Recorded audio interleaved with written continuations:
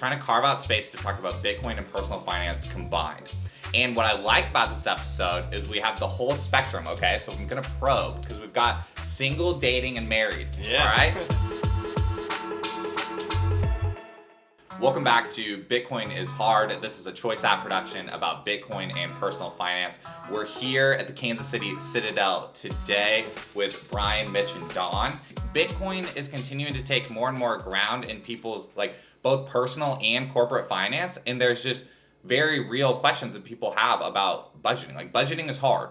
And now that we're all living in this dual currency world, and it's just hard. And so that's what we try to cover here. So number one, just introduce yourself briefly if you want, and then say, what is your relationship with personal finance? When I say the word personal finance, what do you think? Are you do you love it? Are you bad at it? What's your perspective on it?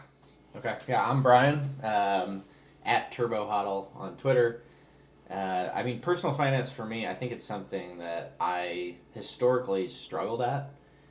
Didn't enjoy it. A lot of just buying into gambling websites and betting on sports and throwing a little money into my 401k through my job. But being honestly, straight out of college, I was pretty reckless.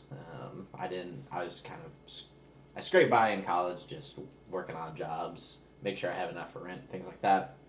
But then, really, as soon as I found Bitcoin, it quit being, well, let me put $50 into Bovada, and it was let me put $50 just into Bitcoin, let me start buying that.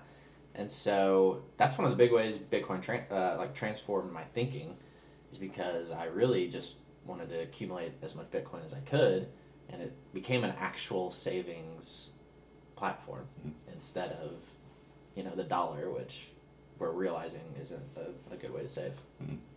Yeah, totally. My name's Mitch, at witty username 30 on Twitter.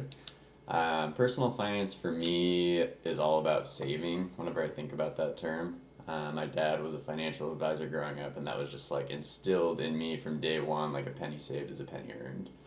So saving has never been an issue for me. I would say Bitcoin probably accelerated it even more. But that is the beauty of Bitcoin as a savings technology, is, as Brian said, saving in dollars you can see over a long time horizon just is not a great method of saving. And Bitcoin is clearly superior there. It can't be diluted. So yeah, I would say that's my main relationship with personal finance. I don't do a great job of budgeting, but it's mostly because I think I do a great job of saving, so I don't really have to budget that much. Nice. I'm Don, KC Hodl on Twitter. I'm a big personal finance nerd, kind of similar to you. I've always been about having a personal income statement, balance sheet, making sure you know where your money goes each month, tracking it, setting financial goals every year. So that's something my wife and I have done ever since we were together, is set, some short-term goals, some intermediate-term financial goals, long-term goals, and really track those throughout the year that you're making progress, or what you need to do differently to reach those goals. So to me, it's more about saving as part of it, but it's also about managing your income versus your expenses, and like I said, setting those goals. So, how did your personal finance nerdiness change from being single to dating to married? Yeah, quite a bit. So when I was single, like Brian mentioned, I was pretty reckless as well. So luckily for me, I met my wife when I was fairly young still. So she was the one who pushed me in the direction of being more fiscally responsible, which was good. And once we got involved with Bitcoin, like you said, trying to manage, all right, we have our bucket of dollars, now we also have our savings in Bitcoin, trying to reconcile those two things and factor in the volatility of Bitcoin with a long-term time horizon, but also having, expenses in the short term makes it much more difficult. The way we solve that for us so far, at least, is just keeping them separate, which I know some people have different opinions on that. That seems to work for us. Yep. But, yeah. That was exactly what I wanted to talk about next. We want it straight from you guys, what you guys do. How do you decide how much to hold in dollars and how much to hold in Bitcoin? Yep. It's a good question. My inkling is just to take as much excess cash as I have, beyond rent and utilities, things like that, paying the bills, and pour it into Bitcoin. Other than taking a vacation, stuff like that. But I don't have like a tried and true method or a percentage or anything. It's more of like a feel for me of if I see an excess cash balance in my account, that is going towards Bitcoin basically. So that's kind of how I do it. Yeah, I'm still reckless in this area. I mean, I am single, so I don't have a family to worry about, but especially whenever we dipped from 63 to 30 that first time, it started being like, well, I need to have 2 months or 3 months cash on hand to like, I need to have enough for this week. Make sure I have enough for groceries and buy the dip. And so for me, it's pretty much, let's just keep as little cash in my bank account as possible and buy some Bitcoin.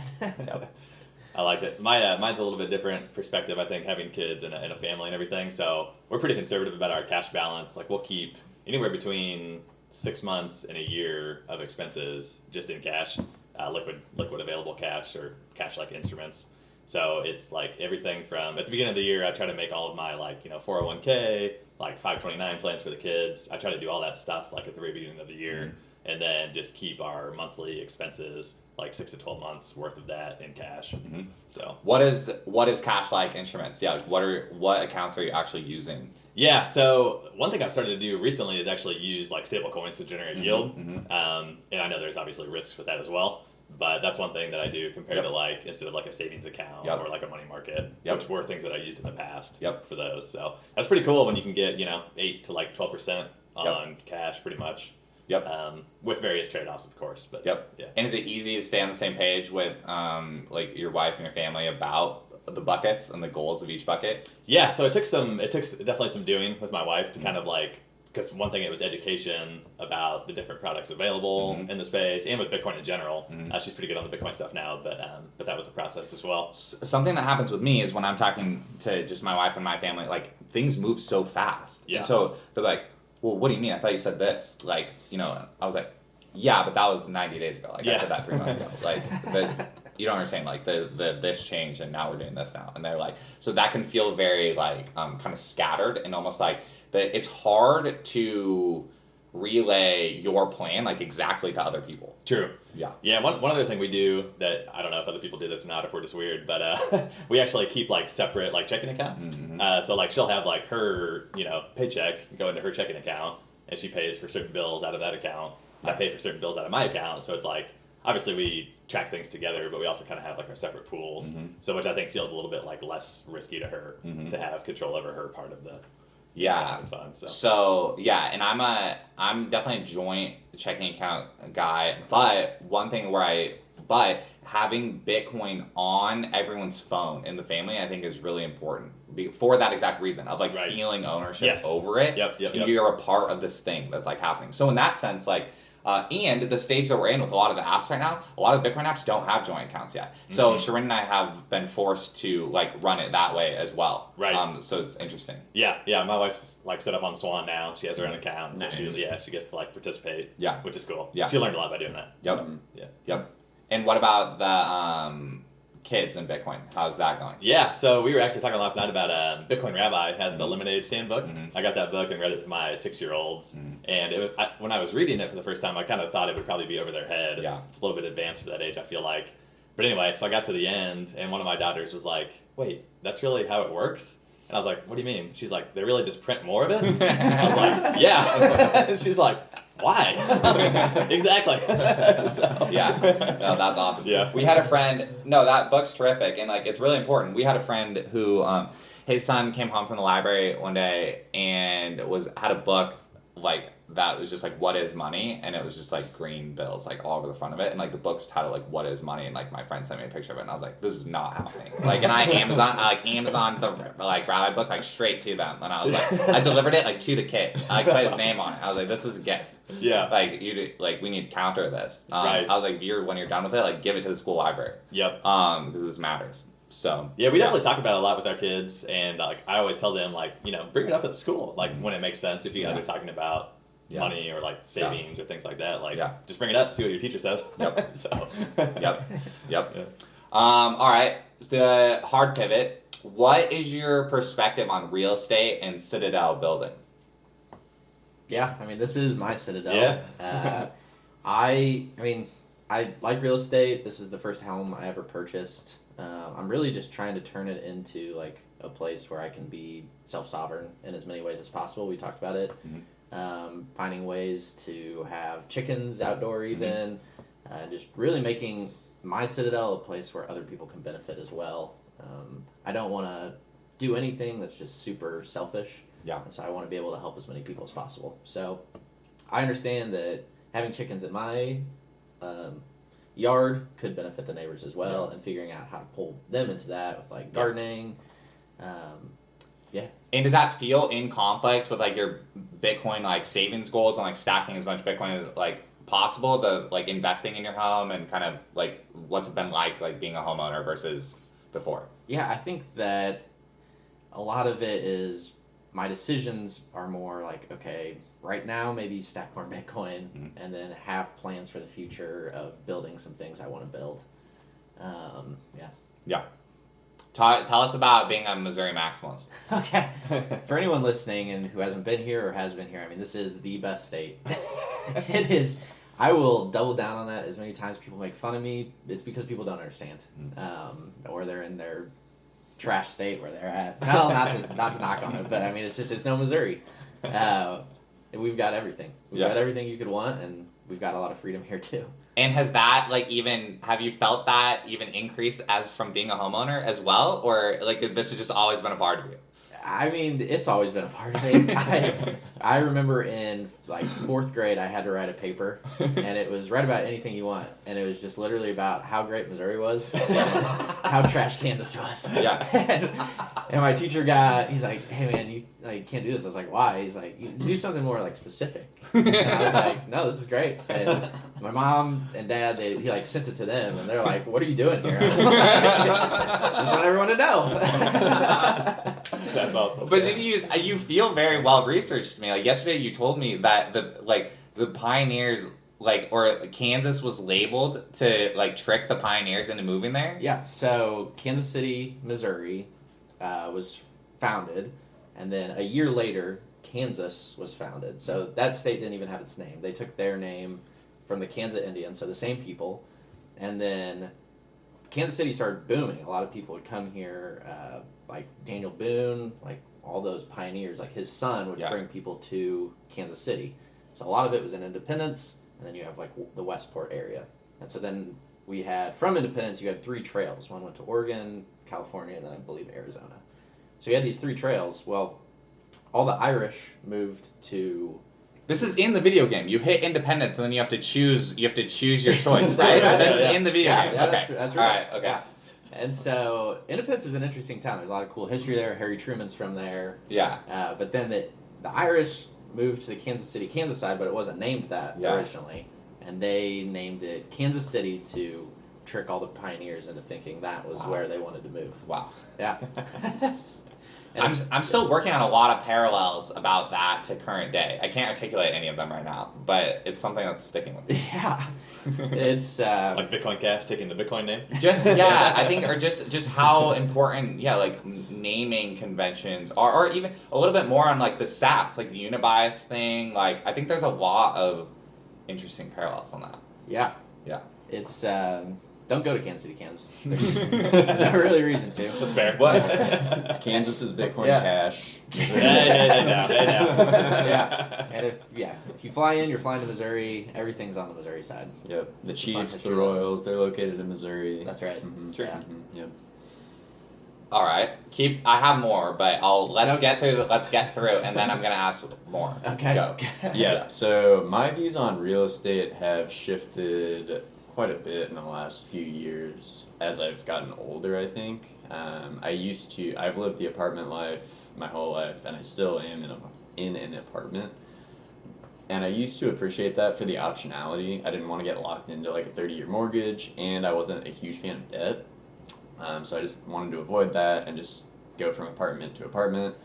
After moving to God knows how many apartments now, I hate moving. And I really appreciate the idea of just like putting down my roots somewhere and having maybe a little bit of land and kind of like what Brian was touching on, building kind of your own citadel.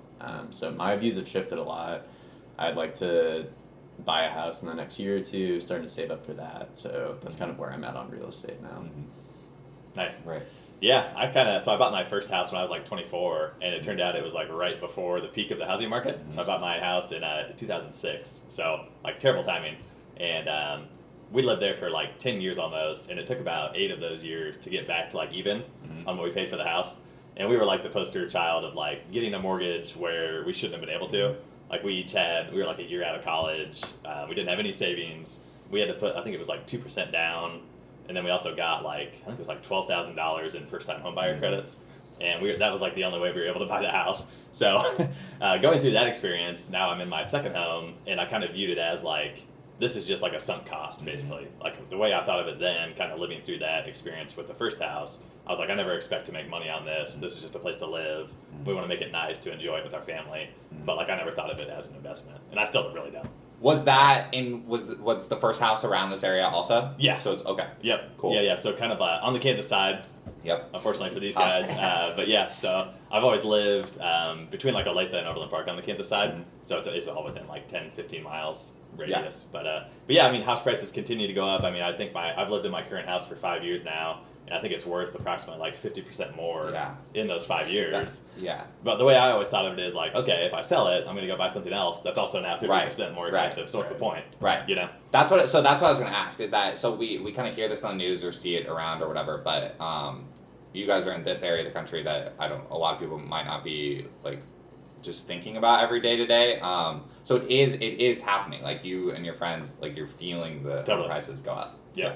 For sure. Yeah. I mean, it's like on average 10-15% a year, maybe, if not more. Oh, yeah. And you hear stories of people like our age trying to buy houses, and, you know, they have to wait, like, they get outbid by someone who waives the appraisal or, like, whatever it is, or just comes in and buys straight cash, like, way over asking price. Yeah. You know, that's the kind of people you're competing against, which sucks. Yeah, so since I bought this 2 years ago, and this house is up about 25% since.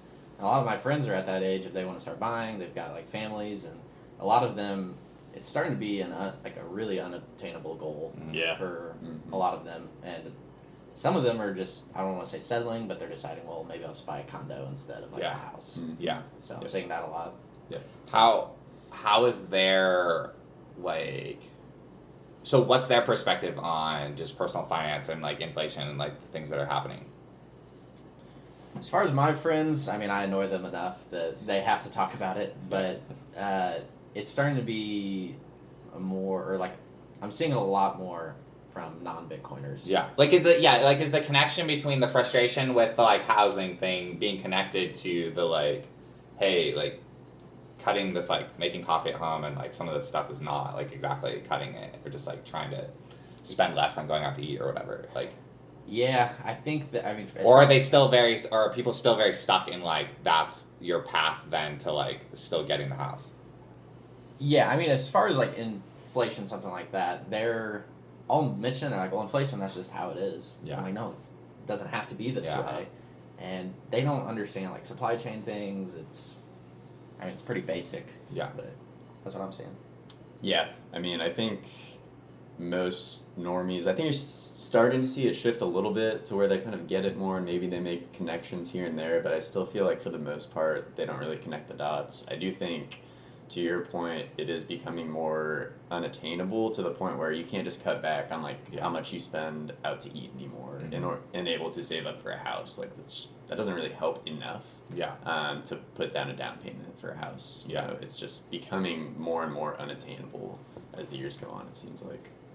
Yeah, I think more and more people, like, since COVID especially, have connected the dots more than ever before. As far as, like, okay, money printing is happening, we see it because we're getting checks in the mail. Yeah. And, like, even normal people realize, like, this doesn't make sense. Yeah. Why is this happening? And you see, you know, like, the PPP loans, even, like, normal people in my circles were like, why can any business just get a loan for free and not have to pay it back? Yeah. Like, that doesn't make sense. So I think people are starting to realize, but it's still a slow process, obviously. Yep. So. Yep. All right, we touched on budgeting lightly, but I just wanted to ask a little more directly. What is your day-to-day like budgeting strategy? Like, what is your flow? And then you can kind of combine that with like, what Bitcoin apps do you use? Like, what fiat apps do you use? Like, what Bitcoin apps do you use? What is kind of this day-to-day flow? Yeah, I mean, I might be the worst person to talk about this. Like I said, it's kind of sporadic. It's whatever's working. It's a lot of are we in a dump? Do I need to buy more? But I would say, apps that I love using are Strike. That one I think it's the easiest for me to like just have cash in there as well as like buy Bitcoin, and it's cheap, obviously. I'd say that's the number one app I use. I use Cash App a lot, especially I have some friends now that I can get them to like take Bitcoin whenever it's like they buy my meal, I send them Bitcoin. And so a lot of them I'll do that through Cash App. Can we stick on that? How do you decide, because I think this is happening more and more, and like because I've been running into this, like when you do it the first 2-3 times, like it's for the love of the game, right? Like for the love of the game and like because you love your friend and like you're doing it. But then when you're like consistently hanging out with this person and like they're with it and want to be a part of it and like you're doing it like for them, then it does become more of this like budgeting question. Like it becomes that, what I mean, like the novelty of it wears off and it's becoming a very more real thing. Like you are buying lunch, like, like this isn't just like a joke, like I'll get you one time or whatever, like the $20 doesn't matter. Like you are buying lunch that day. Like the difference between buying a $15 lunch and a $30 lunch like crosses through your brain, like, and so how do you decide like when to be like, no man, like I'll just put it on my card, like, or like pay them back through Cash App, like, you know what I mean? Yeah. Like, well, for me, my friends know exactly where I stand, and that is really my unit of account is Bitcoin. And so I'm even trying to, like, when I talk to them, I'm trying to switch it in my mind of like, nope, default to Bitcoin, don't default to dollars. And so when I'm talking to them, I just try to state it matter of fact, even if they're not Bitcoiners. It's like, hey, I'm just going to send you $10 Bitcoin. Yeah. How do you want it? Right. And then let them be like, no, I want dollars. Right. And I can be like, oh, okay, that's weird. I guess I have an app that does that. Right. So, let me open the other folder then. Oh, my bad. Oh yeah. Wait, let me download an app. Do you have a referral link? Get Right. dollars. Right. Yes. Right. Yeah. So it's just I kind of just state it matter of fact and then let them take it from there. Yeah. Nice. So my budgeting process is probably like a hybrid between somewhere where Brian and Don are at. I do it a lot by feel, like I said earlier, just kind of a gauge of where my account balance is versus where it usually is. I do direct deposit a certain amount. So my girlfriend and I just got a joint bank account, and we also have our individual, which I think is a good way to do it because then we both have our own autonomy, but we can put a certain amount for rent and shared expenses into this joint account. So that's my current budgeting process. I would say is just direct deposit certain amounts into different accounts for different things. And then as far as apps that I use, Strike is one of my favorites. And on the Bitcoin side, I love Muun Wallet. Muun Wallet has become my Bitcoin checking account, basically, right? I have cold storage savings that never get touched, but I write blogs and get paid in Bitcoin. I do certain things, and I buy non-KYC Bitcoin. That goes into Muun Wallet. And then I use that to, if I'm buying a Bitcoin Miami ticket, I'll use that to pay for that in Bitcoin. Or if I donate to our meetup, I'll use that to donate. So that's become kind of my Bitcoin checking account, which I've really enjoyed that flow for the past few months as that's developed. Yeah, dude, that's awesome. Can you, do you talk about your, are you open to talk about your business a little bit? Or like, you have an accounting background, right? Yeah. So how, former like, CPA. is it hard? Is it hard to think about your just like business accounting and your life accounting? Like, does it feel like you're like doing it twice? Not really. I think I have it so separated in my head, and I do so much more for the business accounting than I do for my personal anymore. To where I don't really notice the personal stuff that much, but the business stuff takes up way more time. Yeah. So yeah, that's the trickier part. And have you dove down the trail of like getting Bitcoin checking account for the work at all, or like any? Yeah, so we have some Bitcoin on the balance sheet. We have some hosted miners actually, so we have some Bitcoin income coming in on there just as like a separate stream of revenue for us. And so I actually we have cold storage set up, and then my business partner and I both have a wallet on our phones that we can both access like basically a checking account. Amazing. And once that balance on the checking account gets to a certain amount, I'll just ship it off to cold storage. Amazing. Yep. How how are you tracking? How do you track your balance sheet then? Like, what do you just Excel or It's a what? pain. Yeah. Yes. Okay. So we use QuickBooks Yep. for all of our main stuff. Yep. But for anything Bitcoin related, I've not found any tools that help a ton. So Mhm. it's literally Excel, Mhm. putting in the exchange rate on the day of, Mhm. whenever the transaction was made, and trying to track your balance over time. Mm-hmm. Especially if we use Bitcoin to pay for a hosted miner or something, then we have to count the gain or loss Yep. for tax purposes, all this stuff. So it's kind of a pain, but I've got the spreadsheet working well enough to where it's not too bad now. Yeah. And the benefit to the company has overcome the friction of doing it. Yeah, absolutely. Absolutely. Because it was whenever I was going down my own personal orange pill journey, rabbit hole, whenever I got that full conviction and I was like, all right, we need to put some Bitcoin on the balance sheet, I think. So we talked about it and he agreed, my business partner. And so then we put some on the balance sheet at I don't know, I think it was $10,000 a Bitcoin at that point. Amazing. So that's obviously paid off. It's helped us pay for some hosted miners with that, and we still have some, and we have more incoming now. Amazing. Mm-hmm.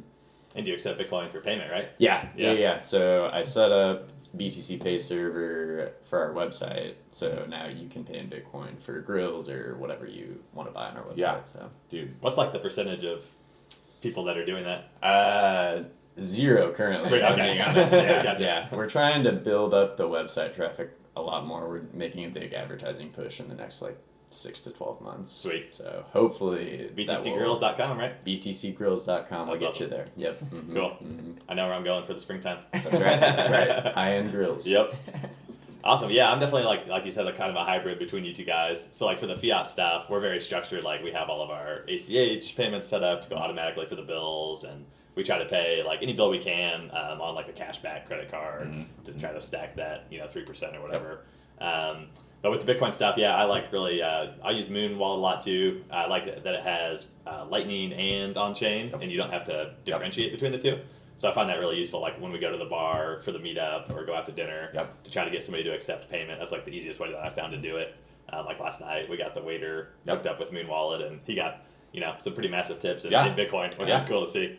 But yeah, I kind of I'm still not really over the hump, if I'm being honest, as far as mixing my fiat day-to-day expenses with the Bitcoin stuff. In my mind, it's still 2 separate buckets. So Cool. All right, last question we try to ask on every episode is, what is a Bitcoin product or service that doesn't exist yet that you would use? I think I know your answer. I don't know. Accounting, right? Oh, dude, yeah, actually, that's a great one. Yeah, an accounting service, basically QuickBooks extension or something that lets you somehow commingle Bitcoin and USD assets. It would be great if we could click a button and switch the denomination from USD to Bitcoin, or have a separate business line basically that's denominated in Bitcoin and one that's denominated in USD. You can kind of flip back and forth. That would be fantastic. Yes. You're not the first person that's answered that. No, that is one of the biggest time sucks in my day-to-day is doing all the Bitcoin stuff manually. Yeah. For me, I think it's just if there was a super easy way for businesses to accept Bitcoin payment, I feel that's still not quite there.